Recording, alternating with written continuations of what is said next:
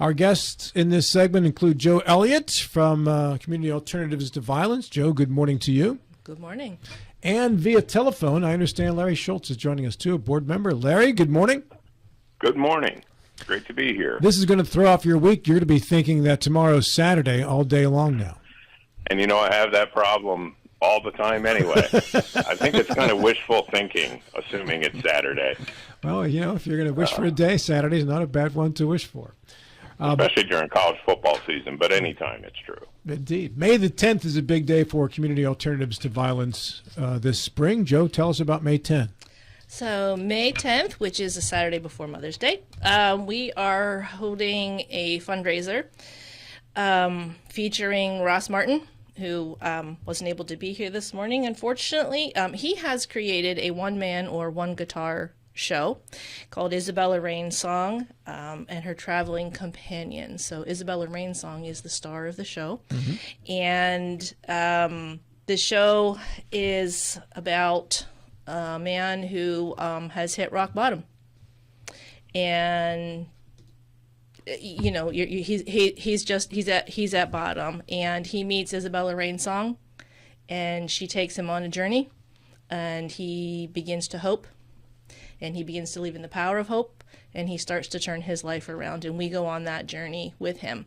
The event is held at the venue associated with Bricks 27, so it's across the road there. Mm-hmm. Tickets are available.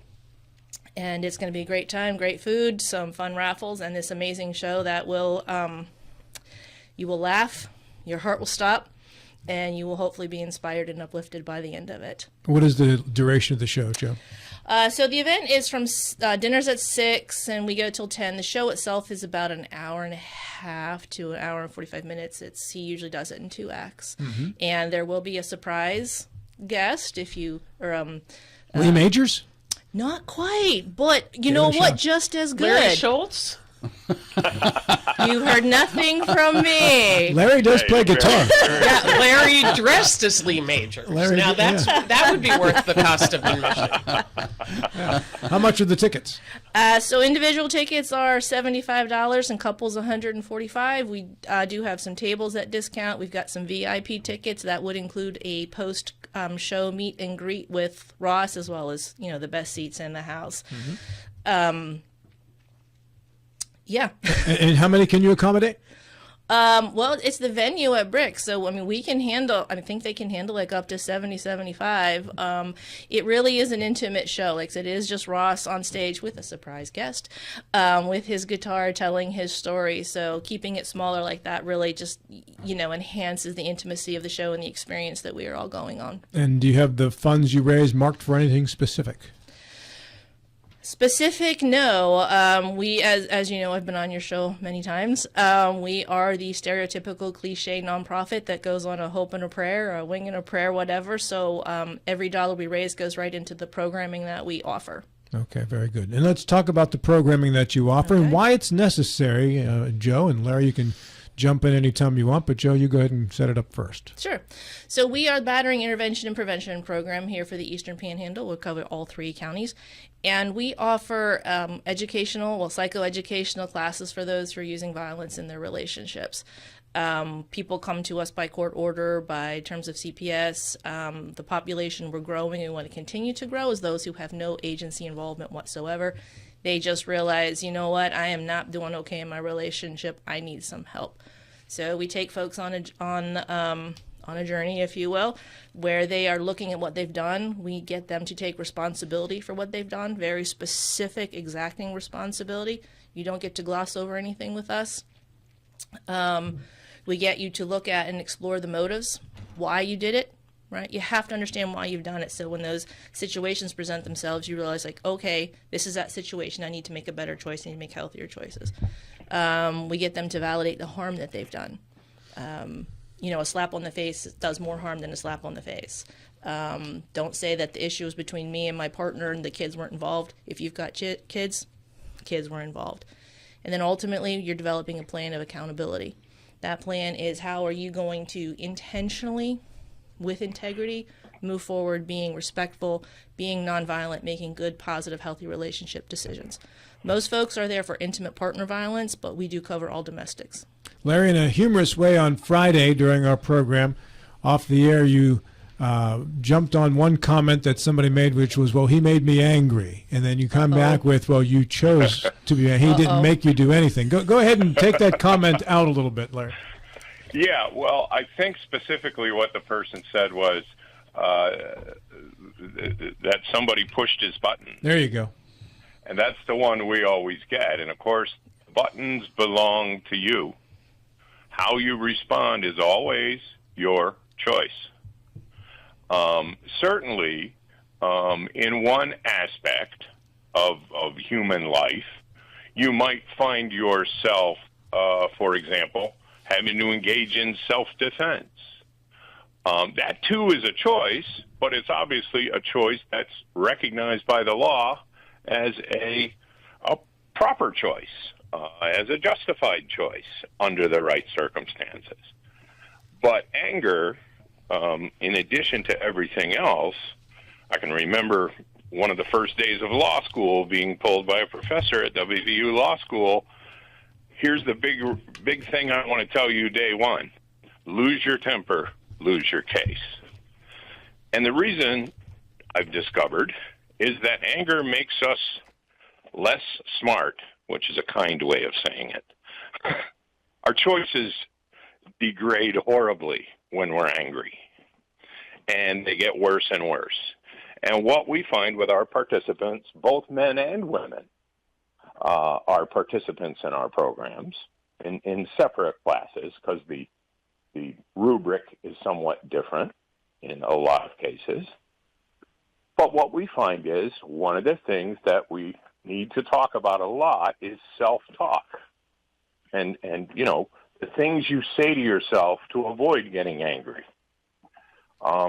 Nobody takes their car to a transmission shop with a problem with their transmission and says, I want your angriest guy to work on this.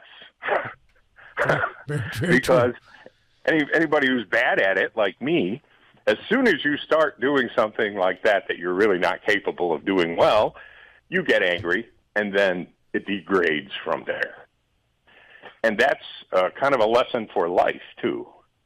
If you get angry, you are not going to make the same quality of choices that you're going to make. And anger itself is a choice.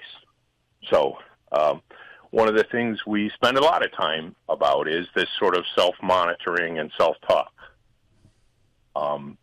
You know, I've been doing this for over 15 years now. And I believe that the recidivism rate goes down when they come to us rather than going to jail. I know the jail bill goes down because they're not in jail and those charges are not being racked up on account of their case, which, of course, those charges for the jail bill are paid by the taxpayers, not the person charged. So there are a bunch of things that are good for the community in reducing domestic violence, and one of them is that we reduce jail bills and we reduce the cost of local government. So all of that sort of plays in. I'd like to redirect just a hot second, and then if you want to pick that up. Our program is not anger management, but we do cover anger management for all the reasons that Larry just said. But we do know that anger management is not appropriate as the sole service or sole intervention for domestic violence, because anger is not your why. It is not your motive. It is your how. Anger can be weaponized. Anger can be used to control and to dominate. So we do address anger. It is important. Most everyone was angry when they did whatever they did that got them arrested or got CPS. But I just want to make it very clear that we are more than anger management, because anger management alone does not address domestic violence. That doesn't address the power over, that doesn't address the control and the domination that is at the root of domestic violence. Bill? Yeah, Joe, thanks for joining us today. I've long been confused a little bit about your name, Community Alternative Violence. The community part is I need some explanation on. The community, well, it says the really community alternative. So how does the community provide the alternative violence? I got you. I'm not sure when we took on that name. I think CAV started under a different name, and then they changed to that name. We are part of the coordinated community response. Okay, so no one agency, no one organization can solve this problem. You've obviously got CPS protecting the children, and you've got the prosecutors and the judges and the magistrates, making sure that justice is served. And you've got programs like Eastern Panhandle Empowerment Center, EPIC, taking care of the victims. If we are not addressing domestic violence at the heart, at the source, which is those doing it, then we as a community are failing our community. Let me interrupt you very quickly, and I think I understand where you're going. Are you saying that your organization is kind of the glue that binds all these other organizations, or your umbrella group? I appreciate the fact that all of these groups need to work together. What does your group do uniquely to the other groups? We are the only one that works directly with those causing the violence. If we just prosecute them and put them in jail or give no contact orders, we're not addressing what they've done. There's no intervention service, which for too long, the perpetrator isn't part of the conversation. If we do not address the individual who is causing the violence, they're likely to continue the violence either with that person or on to the next person. So we're trying to break that cycle. Domestic violence is also generational. We've had children of people who have been in the program before.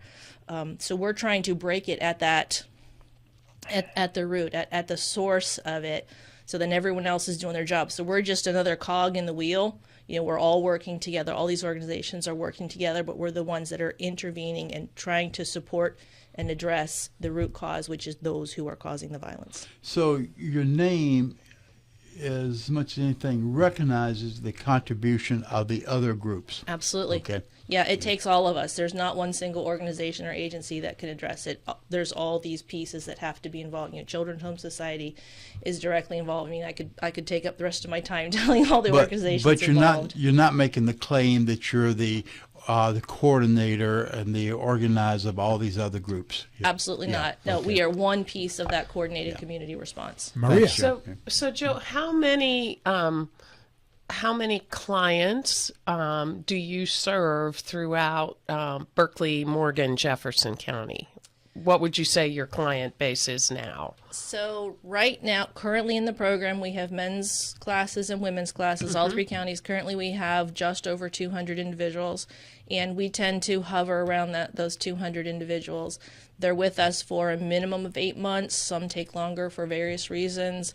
So in the course of a year, we're seeing between 400 to 500 people come through our program. And who refers then? Is it the prosecutor's office, judicial, or who does that? So they come from lots of places. If we're looking at from the criminal side, the magistrate could perhaps send them to us as terms of bond, which is great. They're not in jail, but by us having them, there are society or community's eyes are on them. We also know the sooner we get our hands on these folks, the more effective these interventions are.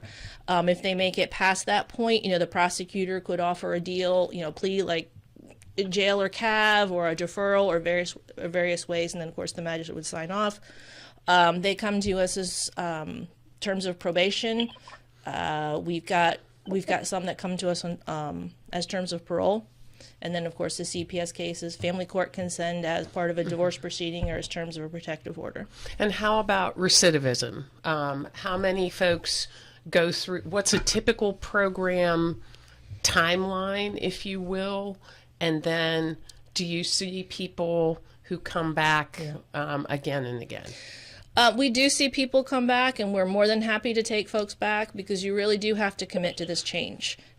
You cannot come through our program and sit there, not do the work, just check off the box. I've paid my fees, I've attended my classes, I'm cured, because you're not. You have to do the work. And it is something that can happen again, and you are welcome back. We will take you back. We will keep working on people as long as they're willing to do the work. We'll keep taking them back. It's sort of frustrating when people come back, but it's also not really that big a deal because, again, it is their choice, right? I mean, it's hard work. If you just think about yourself and, you get into situations where you find yourself being a little short-tempered and maybe you snap at someone that you shouldn't have snapped at, right? I mean, life throws stressors at us. And if you have a pattern or a history of taking that to the extreme and becoming abusive, welcome back. We'll take you right back. Joe, once someone gets in the program, Yes. do you work with them primarily with a carrot or the stick? The carrot. The carrot, okay. Yeah. Battering intervention used to be more punitive back, I think, when they first started. We thought we were definitely part of the criminal justice system. We need to be punitive. But we realized, though, is we are more effective when we're creating that safe space for change. We're inviting people to change. A lot of these individuals come to us feeling shame. And if you're raised back in the day like I was, when that was how you're, shame on you, young lady, we were raised in shame. But we now know that shame actually gets people stuck because they think they're worthless. What's the point of changing? There's nothing in it for me. But if we try and invite them to change, this is your safe space to explore, that's when the stuff comes out and gets discussed and gets worked with. So many of our men especially say, I've never been able to talk like this. I don't have people to talk to like this. They're in a group of men because our men's programs and women's our classes are separate. And they say, this is the first time I've ever heard men talk like this. And it's a good thing. Do you have, in addition to the groups and the group counseling, is there the opportunity for individual one-on-one, or is it all group-based? It is all group-based. We're not counselors, we're facilitators, so we're facilitating that discussion. We're not counselors, we're not therapists, so we don't have those relationships. I think people do have therapeutic moments, and we absolutely are always encouraging, please go to therapy. Please go to therapy. Please, if you've got stuff to unpack, please go unpack it. We can't unpack your trauma, but we can help you find out help you recognize when your trauma is becoming an obstacle to respectful and healthy behavior. Do you find most of your clients, and I use a word for lack of a better word, most of your clients are open to unpacking, as you say, or is there a lot of reluctance, resistance? Both, all the things.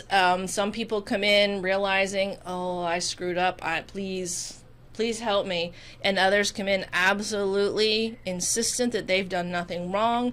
They're the victim and they don't belong there.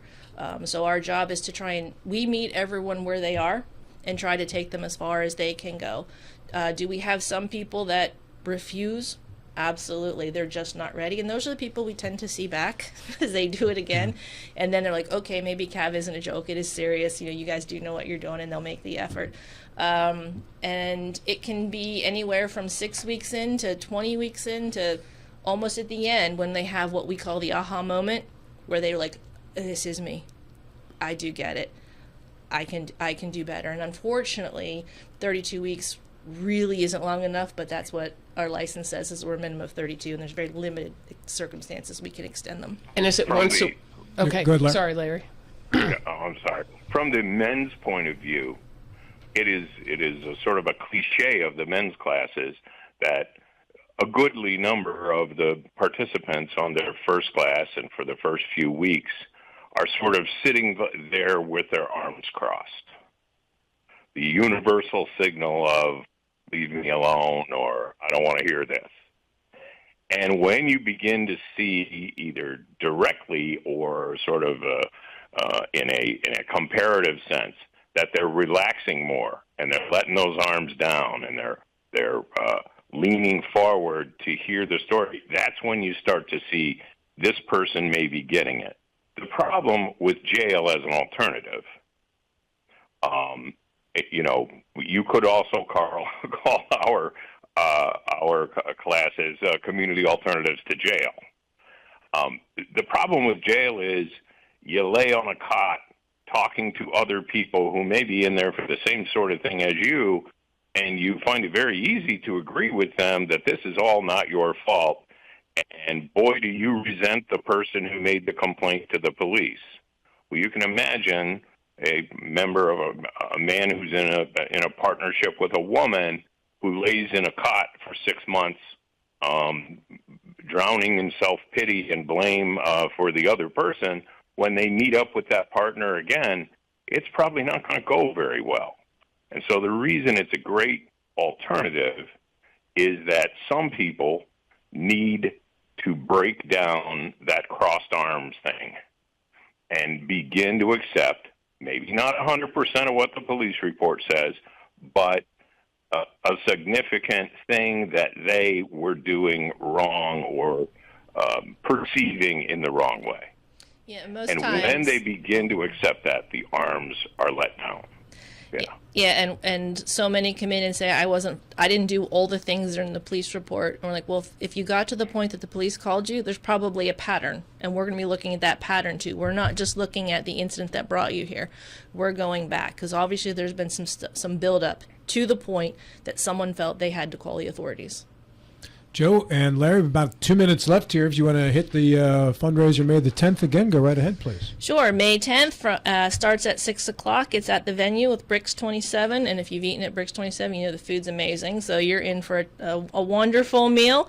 And the show with Ross Martin, Miss Isabella Rainsong, and her traveling companion. The themes of the show just reflect everything that we do with the hope and the power of hope and moving forward. Tickets are available. You can go on our website, www.commav.org, or we're on our Facebook page to purchase your tickets. It's going to be a great night, hopefully a very uplifting night, and you leave it feeling inspired. And again, how do you get the tickets? On our website, commav.org, or on our Facebook page. Now, Larry, are you doing your brisket thing at the end of the year again? We will be doing that. I think the date that we picked now is in the fall, if I'm not mistaken. Winter. And we will be doing a brisket dinner for 10 raffle delivered to your home. And the tickets are $10 a piece. Remarkably cheap for what you're going to get. One of the previous winners was a certain Mike Height. Indeed. Which did who not has told share. me on a number of occasions how much he loved it. So. Yeah, but he did not share with any of us, too, either, Larry. And most of the meal is I hate to cooked break by it to you, Stacy. Bill, but he did share with me. That does not help me at all, Larry. I was hoping it wouldn't, actually. Larry, thank you very much. Appreciate you joining us this morning. See you Friday. Thank you. Thank you. Joe Elliott, thank you. If people want to find out more about CAV, how do they do that? Go on our website, www.comav.org. Thank you kindly.